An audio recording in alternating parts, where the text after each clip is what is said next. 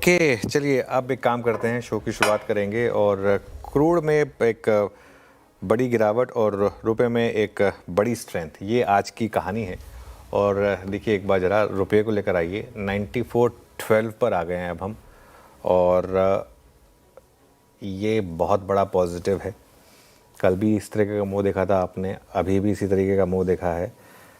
इसके बावजूद बाज़ार में ज़्यादा बड़ा मूव नहीं है। निफ्टी, बाजार से मेरा मतलब, मैं फिर कह रहा हूँ निफ्टी, बैंक निफ्टी, क्योंकि अगर आप मिड कैप देखेंगे तो वहाँ तो शानदार मूव है। निफ्टी में नहीं आ रहा है ना मूव, क्योंकि यहाँ पर होती है एक्सपायरी मैनेजमेंट।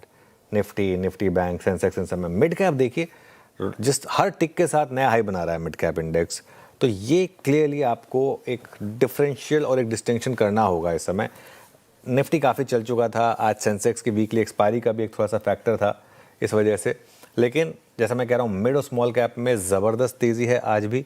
और एडवांस डिक्लाइन देखिएगा एक बार ज़रा, लगातार ये एडवांस डिक्लाइन जो है 2:1, 3:1 इस तरीके का रहा है। और आज भी देखिए 2.5:1 का था, अब तो ऑलमोस्ट हम, और गैप बढ़ ही रहा है।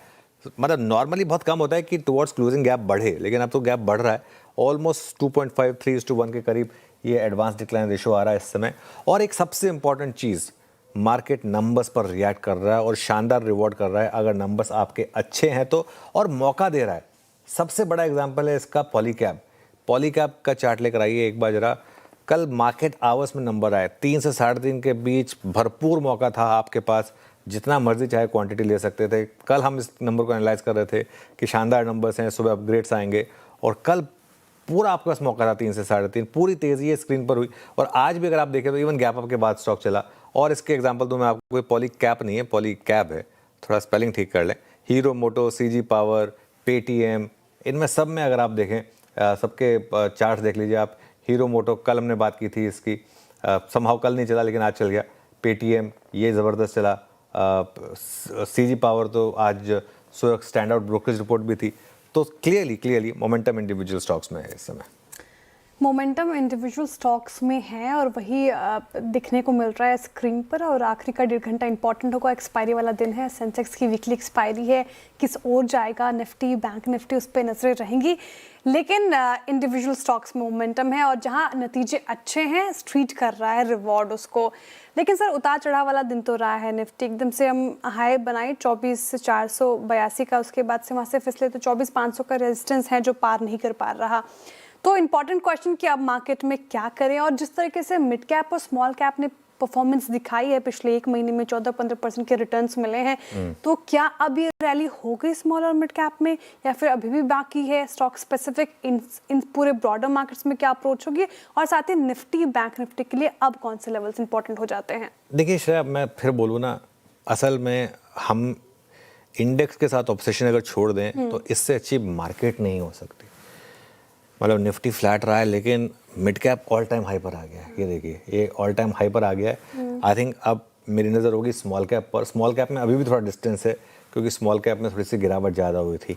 एक बार फिर से मैं आपको 2 हफ्ते का चार्ट दिखाता हूँ, निफ्टी, मिड कैप और स्मॉल कैप। 2-2 हफ्ते का चार्ट रखिएगा, निफ्टी, मिड कैप और स्मॉल कैप का।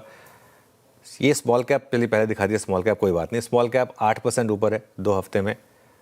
मिड कैप और निफ्टी रखिए, मिड कैप करीब 5% ऊपर है, small cap 8, mid cap 5, Nifty flat. Nifty पता है क्या है, निफ्टी रहा है ऑप्शन राइटर्स के लिए, बड़े प्लेयर्स के लिए। वो सारे के सारे जो बड़े प्लेयर्स हैं ना, उनके नाम रहा है। आप अगर हर रोज़ उसमें, कभी कभी मौके आएंगे कल जैसे, जिसमें अगर आपने सही टाइमिंग कर ली और सही व्यू ले लिया, जैसे कि बैंक निफ्टी पर कल बाई चांस लकीली हमें एकदम शानदार ट्रेड मिल गई थी, वो 1500 पॉइंट का मूव मिल गया आपको। कभी कभी इस तरीके के मौके आएंगे। अदरवाइज इंडेक्स में कुछ आपको लेना एक ना देना दो, खाया पिया कुछ नहीं, गिलास थोड़ा 12 आना, ये वाला मामला होगा। हैविंग सेड दैट, मेरा मानना यह है कि फिर भी ब्रेकआउट हो चुका है निफ्टी में। उस जो रेंज थी उसका हम ब्रेकआउट ऑलमोस्ट कर चुके हैं। आज अगर ये सेंसेक्स की एक्सपायरी वाला फैक्टर नहीं हुआ होता तो मेरे ख्याल से और बड़ी रैली होनी थी। थोड़ा कंसोलिडेशन होगा, थोड़ा सा मार्केट आपको तंग करेगा, उसके बाद नेक्स्ट राउंड ऑफ ब्रेकआउट होगा जो आपको 24,500, 24,600 इसके ऊपर ले जाएगा। लेकिन अब आते हैं, करना क्या है आपको, ट्रेलिंग स्टॉप लॉस के साथ बने रहें लॉन्ग पोजीशन में। आज भी ट्रेलिंग स्टॉप लॉस थोड़ा ना हिट हुआ है, ना निफ्टी पर हिट हुआ, ना बैंक निफ्टी पर हिट हुआ। और मिड और स्मॉल कैप में एग्जिट करने की जल्दबाजी मत करें। मिड और स्मॉल कैप में अभी तो 2.5 साल के कंसोलिडेशन के बाद रैली शुरू हुई है, अभी तो ये पार्टी शुरू हुई है। एक इंडेक्स 2.5 साल के कंसोलिडेशन के बाद जब ऑल टाइम हाई पर आता है ना, तो वहाँ रुकता नहीं है, वो वहाँ से और 20-25% भागता है। यहाँ से मिड कैप स्मॉल कैप और 20-25% भागने के लिए तैयार है। इस तरीके की रैली आने के लिए तैयार है। थोड़ा कंसोलिडेशन हुआ, थोड़ा मार्केट ने रुलाया लोगों को, थोड़ा तंग किया, लेकिन इन पर फोकस करें। अर्निंग से जुड़े हुए स्टॉक्स जो ना, इन पर फोकस रखें आप। जहाँ जहाँ भी अर्निंग्स अच्छी आ रही हैं वहाँ पर स्टॉक्स में शानदार मूव आ रहे हैं, और यही हो रहा है। और हाँ, ज़रूर एक एफआई की सेलिंग का रिस्क हमेशा रहेगा लार्ज कैप में, मिड कैप में तो वो रिस्क भी काफ़ी कम है। और तेल से जुड़े हुए शेयर्स, आई थिंक मैं एक चीज़ बार बार कह रहा हूँ, ये चीज़ हमने मंडे से एक व्यू लेना शुरू किया है कि अब आपको इंडिगो, एशियन पेंट्स, HPCL, ये सारे के सारे जो स्टॉक्स हैं, इनमें अब आपको SIP स्टार्ट करनी चाहिए। और इनमें सब में स्टॉक्स में अगर आप देखेंगे अब ज़्यादा पैसा, देखिए HPCL में भी एक बार के लिए इंटरडे में कितना बड़ा मूव आया, ज़्यादा पैसा अब इन स्टॉक्स में आपका खरीद कर बन रहा है, बेच कर बनने के बजाय। तो ये एक और स्पेस होगी जहाँ पर आप चाहें तो थोड़ा सा फोकस कर सकते हैं। लेकिन मेरे हिसाब से जो सबसे पावरफुल कॉम्बिनेशन है वो है डॉलर रुपी और ब्रेंट क्रूड। जिस तरीके से डॉलर रुपी और ब्रेंट क्रूड बिहेव कर रहे हैं, ये मुझे लग रहा है कि एक बड़ा पॉजिटिव मार्केट के लिए।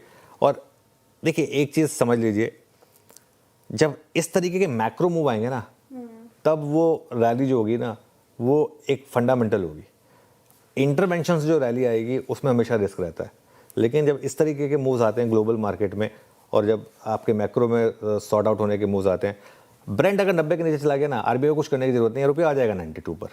ठीक है, 92, 90 पर रुपया आ जाएगा और कुछ करने की जरूरत नहीं पड़ेगी। हाँ, ऑब्वियसली अगर फिर कुछ नया बवाल हो गया, ट्रंप ने फिर कुछ कह दिया, मान लीजिए इजराइल ने उठकर फिर ईरान मतलब वो यूएस के कान भर दिए और फिर कुछ हो गया या कुछ हो गया। इधर एक सुनने में आ रहा है कि सऊदी अरेबिया ने अपनी पूरी माइट लगा दी इस वॉर को रुकवाने में, अगर वो पीछे हट गए तो, क्योंकि पहले उनका व्यू कुछ और था। अब ये सब मूविंग पार्ट्स एंड पीसेस है, ये हमें नहीं पता चलेगा, लेकिन स्क्रीन कह रही है कि क्रूड जो है, आज दूसरे दिन लगातार हम एक बार के लिए 99 पर आ गए थे, एक बार तो 98 पर भी आ गए थे, उसके बाद वापस थोड़ी सी अपटिक आ गई।